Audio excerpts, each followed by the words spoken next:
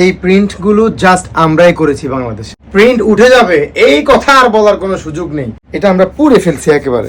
রেজার cutting একটা print, just নিয়ে নেবেন ভাই, সেরা একটা প্রোডাক্ট।